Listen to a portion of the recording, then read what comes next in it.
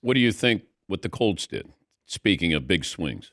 So what's interesting about the Colts is they push their chips to the middle of the table on the core that they have now, right? So like they're basically at the spot now. Their coach is in his third year, their GM's in his sixth year, and so they've got this core of players that they really believe in, right? So on the offensive line, it's Nelson, it's Smith, it's Raymond, it's Tyler Warren at receiver, it's Downs, it's Pierce, it's Pittman, obviously Jonathan Taylor at running back, veteran players like Buckner and Franklin in the front seven. You've got a really good young player in Leatu Latu at defensive end.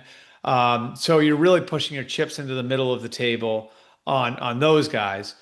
But in particular, you're pushing your chips to the middle of the table on Daniel Jones. Like, because to me, this takes away your opportunity to go and get a quarterback over the next few years, right? Because how you probably do that is you spend high draft picks either to take them in the draft or to trade for that quarterback. And without first round picks the next 2 years, it's going to become much harder to acquire one, which tells you they're all in on Daniel Jones, puts pressure on them to sign Daniel Jones, but it tells you that they think Daniel Jones is more than just an answer for 2025. So that's what's so interesting about it to me.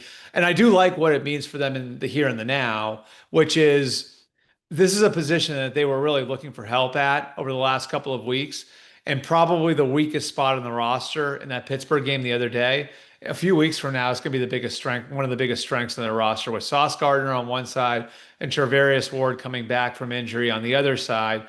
Both those guys are versatile. They'll be able to match against different receivers, and allow for Lou Anarumo to be more creative with what he's doing up front. So all the way around, I love it for what it means for them for 2025.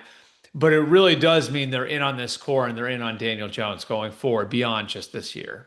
And it feels like if I'm the Colts, I'm building my team, reinforcing my team to beat the Chiefs. Just like it felt like the Mm-hmm. Ravens built their roster with Ozzie Newsome to beat the Steelers.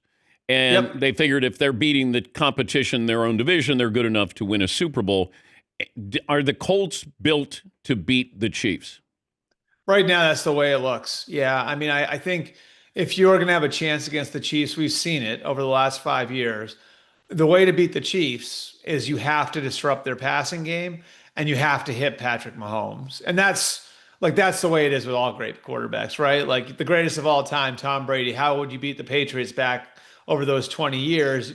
You would beat them by beating their offensive line and beating up Tom Brady. And so I think by going and getting Sauce Gardner and again getting Ward back from injury, now you've got an opportunity to create chaos up front, right? And so they're going to be able to do so much more with their defensive front.